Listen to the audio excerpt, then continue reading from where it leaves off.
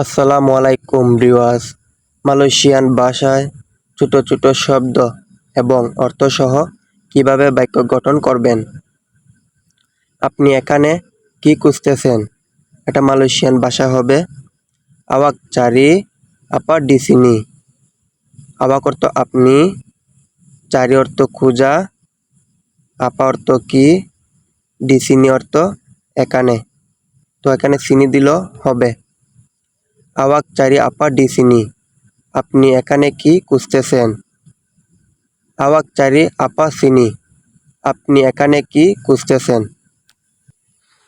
তো ভিউয়ার্স, আপনি যদি মালয়েশিয়ান ভাষা শিখতে চান তাহলে এভাবে শিখলে খুব তাড়াতাড়ি শিখতে পারবেন।